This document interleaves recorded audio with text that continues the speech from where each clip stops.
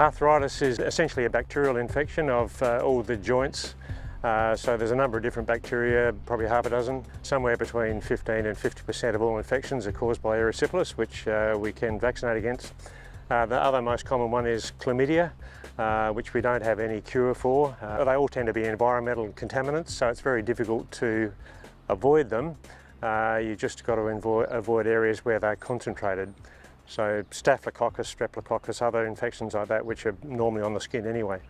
And they attack the lining of joints and so cause inflammation and resulting in what we call arthritis. To gain access to the body, they need to get through a cut or a wet area. So for example, the navel at birth, but probably the most common gain or entry to the body is at marking time. So if we are cutting off tails, cutting off or castrating with a knife or mulesing, they're all open wounds which are readily environmental contaminants. Bacteria can gain access to the body and they'll set up an inflammation in the joints which may not show up for a few weeks or months after that initial entry. So arthritis presents on farm as a lameness, and so it's either in one or more legs affected because the causal bacteria localise in one or more joints. So the animals will show a variable amount of lameness depending on how severely affected they are, or will be euthanized because of it. Others may get through to slaughter at abattoirs. So it can persist for some weeks or months and may not show up for a long time until after a gained entry through a marking wound. Adult animals also affected if they've had a relatively mild lameness and probably missed being culled in the process. From a welfare consideration, it's really the pain and suffering that lambs with arthritis endure. Arthritis presents in all the major joints on a carcass. Polyarthritis just means many joints affected. If you get two up here and two down here, or maybe three joints down here affected, we know it's become systemic, so therefore the entire carcass needs to be condemned. Inspectors are trained to look for any enlarged joint, abnormally enlarged joint, and they'll look for the regional lymph node to see whether that's inflamed as well. The process that they need to be able to recover as many good primals as they can from a normal carcass.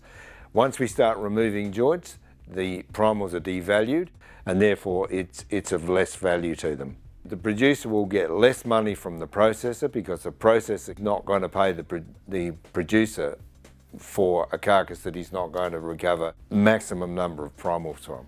A few years ago we had some enhanced abattoir surveillance data come back from the works with a few lambs showing up with arthritis, and we were noticing the kill sheets coming back with the odd lamb being a bit lighter. So obviously they were trimming pretty hard. We did notice arthritis. When we were weighing lambs, we found we were drafting off anything with a knuckle, front knuckle or back leg, a bit limpy. Probably a few years ago, I think it snowballed a bit on a wet season while we were lamb marking, so we're probably getting 5 to 100. So over a few thousand lambs, it soon adds up to quite a few lambs in a mob. So, and that's not counting the ones that have probably perished in the paddock at lambing, where they picked up the infection straight away and haven't been able to get up and suckle and mother up with their mother. So we're losing, probably a few unknowns there as well, probably affecting lamb percentages. The condition probably costs the business probably 5% in lost production with the trimmings at the works. A bit hard to measure the losses in the paddock with lambing, but we've noticed an increase of probably 5 to 10% in our lamb marking percentages over the last few years.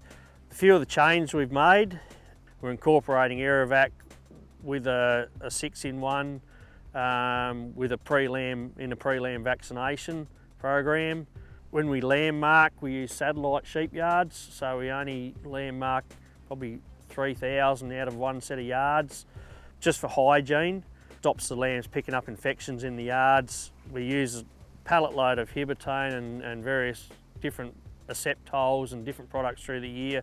So management options for dealing with arthritis is primarily to prevent wounds becoming infected. The main issue is probably infection acquired during lamb marking procedures, especially where you're creating wounds, either whether it's open castration or detailing with a knife or a gas knife or mulesing.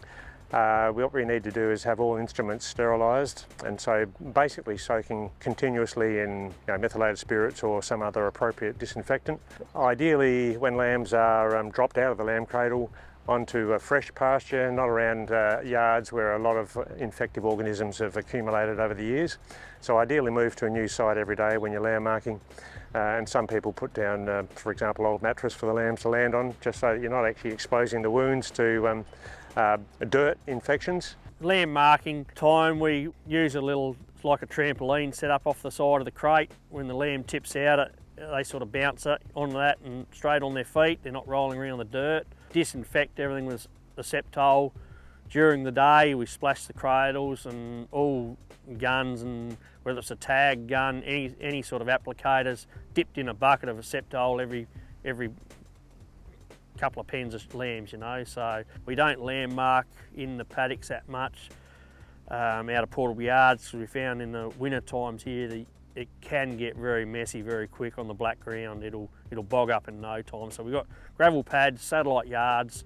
The yards aren't used a lot before lamb marking, so they get a bit of a spell. Hopefully no bacteria can live in the soil that long. And so we do have Erivac, which is the vaccine that we can give to use prior to lambing, and also you may give it to the lambs at lamb marking. But unfortunately we don't have vaccines against the other 5 or 6 different causes. So if you get a response to Erivac, well and good. If you don't, well, it probably suggests it's one of the other bugs that are causing the problem. The option to use antibiotics is only going to be beneficial if you've noticed a few days after lamb marking that there's a lamb or two that are showing a bit gingerly where they're stepping, looking like they're stepping on a hot tin roof. If you get injections into them at that stage, oxytetracycline or penicillin, there may be an advantage, but if it's some weeks after and you've already got swollen joints, there's really no benefit. With the enhanced abattoir surveillance, you get a lot of good feedback. We can sort of address the arthritis issues. If there's any other issues like ovis or pleurisy pop up, we can address them as they come along as well. But just with the data we received back with the arthritis, we've changed the way we treat hygiene on the farm. Vaccinating everything seems to address the issue, and now arthritis is just something like 1 in 1,000 lambs maybe we see nowadays. So if that, lamb percentages are going up every year just by monitoring what we're doing.